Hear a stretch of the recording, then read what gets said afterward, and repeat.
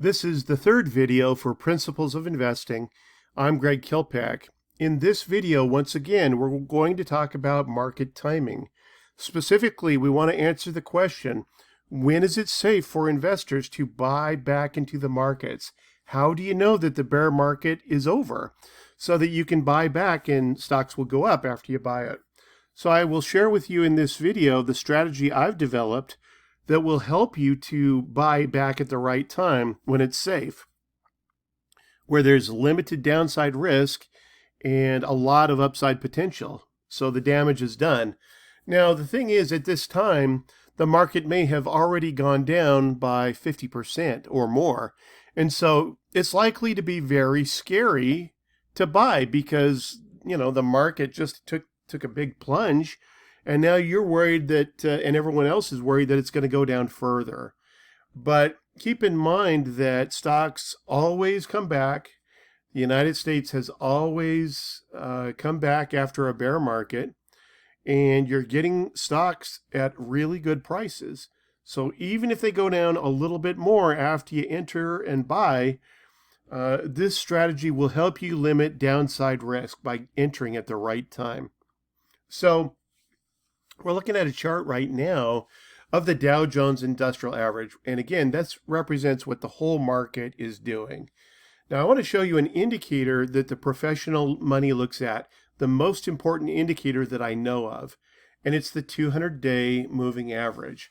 And that's this purple line right here. The 200-day moving average shows you that when the market is in a major uptrend, you should see overall stocks will be trending above the 200-day moving average, just like you see at the beginning of the chart. It's well above the 200-day. And it's perfectly okay if in a pullback, like right here, that it pulls back briefly for a few days or a few weeks and then goes up again. So no big deal if it goes below it briefly. Just like it did right here in December of last year. The market went down briefly below it and snapped back up and went on to new highs. Okay, great. Here's what you want to look for that will show you a bear market is potentially coming. When it goes down below the 200-day and it snaps back above it, but it quickly goes down below the 200-day and goes on to a new low. That's, by definition, lower highs and lower lows. That's a downtrend. And so if you're watching it, and let's say you still haven't sold your stocks, and it bounces back up and barely gets up to the 200-day and then quickly goes down below it, that's another sign we have trouble ahead. So that means by April of this year, you should have been out. It should be perfectly clear, especially with the Federal Reserve raising interest rates. It should be crystal clear that the market's going to be going down from here. Okay, that's what you need to know about the charts by looking at this. So when is it safe to get back in? Well, what you want to see is the stocks holding its value above the 200-day moving average. You'll notice that when the bear market starts, the stock market will go at or slightly above the 200-day moving average, like it's done there and there and there, and even right there in August, it'll go up slightly above the 200-day moving average and then quickly come back down. Until that stops happening, I do not want to own stocks. I do not want to buy them, not as a long-term investor. So the stock market made a higher high right there compared to right there in June of this year. Does that mean that we're in a new uptrend? It suggests that maybe we are, but I'm not at all convinced until we go above and stay above the 200-day moving average. So just because the markets have been up and bounced off since the, since the June low that happened right there on June 17th, just below 30,000 on the Dow Jones Industrial Average, am I convinced we're in a new bull market? No, not for a second. Okay, even though we even have a bounce this week, no, I'm not convinced. So don't jump into the market for any long-term plays right now. It's not the right time.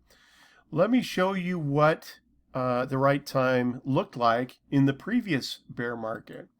Now this is going back to 2007. This is what a normal bull market should look like. Stocks go up, it pulls back. Look at that, didn't even pull back to the 200-day moving average. See that? It's the 200. That's the blue line that we see, smoothing out the data. Okay, so the market is quickly trending above and snaps back up after a pullback. I wouldn't even be concerned if it went to the 200-day or even below it for a little while, as long as it doesn't go much below it. So you look at this in let's see, that's July of 07. We snap below it for maybe a couple of weeks there, and it's bouncing around, and then it goes on to new highs. Okay, so let's look at it. This is how a bull market turned into a bear market. We've got the high right there, barely a little bit higher than this high. That's suggestive of trouble, but not a guarantee or anything. We go below the 200-day moving average right there. Doesn't mean anything yet. But when we see it snap above the 200-day and then quickly go back down, 200-day moving average was support in a bull market. Now it's resistance. As soon as it goes above the 200-day, sellers are jumping all over that, and they're pushing prices back down. And when it bounced back up here, they're pushing it down again. So right about here, by this time, it should be crystal clear we're in a bear market. And that would have put us around January of 2008. And let's look at 8 months after the high, which happened right there. That would put us around, let's see, around June of 08. So let's go to June of 08. We're still seeing lower highs and lower lows, so it should be crystal clear that we're in a downtrend, in a bear market. This is where we're getting exactly what is happening right now. We went on to a higher high there in May of 08. The highs were a little bit higher than the highs right there. So that kind of tricks people into believing that we're possibly in it. The bull market is returning, right? And that's exactly what's going on right now in 2022, here in September and late August. That we got a bounce in the markets, and we went on to slightly higher swing highs. But this is how this played out. Stocks went to new lows. They bounced up a little bit. Economic conditions are deteriorating, and then, wow, there's the crash right there, where the market went from, this is the S&P 500, went from 1255, within a couple months, went down to 850. Wow, what a plunge. That's about 30% in a few weeks, or maybe 2 or 3 months there. And then it bounced just a slightly higher and went on to new lows, still making lower lows. And so it finally exhausted itself way down here in March of 09, way down here around 676 on the S&P 500. So it's down over 50%. 650 up to, 1,400, 1,500. That's over 50%. So this bear market lasted a year and a half. But like I said, some of them last as long as 3 years. So how do you know it's time to enter and buy again? Well, number one, you see sideways action and consolidation. So even after this plunge, it stays up for a few months. And then we see the 200-day moving average go above it, which is a good sign. And then when it goes down again, it stays above it, and the 200-day moving average is now support again. That's the thing you want to look for. So you can try your luck trying to buy somewhere down here. And if you had bought anywhere down here, really long term, you'd be just fine, right? But I want to buy when stocks are done making their down move. I want to buy on anywhere past this mark right here, right? So the way that I've decided is the best for most amateur investors is to start buying about 2.5 years after the high. That means you're either very close to the low or you've already passed the low and you're somewhere up here. So at the 2.5 year mark, that's when it's good to start to test the water. So let's say if you have $100,000, you might start putting in $5,000 to $10,000 a month and keep doing that.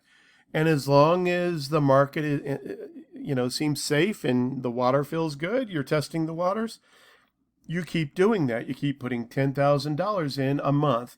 What that means is you're very likely to catch the bottom or be on the upside again. So you use the 200-day moving average as a marker to show you that stocks are in an uptrend again. That's the last thing to prove to you that the downtrend is over. But you can start testing the water anytime after about 2.5 years, and you're close to or on the other side of the bear market. So stocks will be climbing. So you can put in, if you have a $100,000 account, you could put in, say, $10,000 a month every month. And as long as things are going okay and you're not, losing much, it's okay if it goes down a little bit after you buy. But if it goes down too much, you can just hold off. I'd stay in.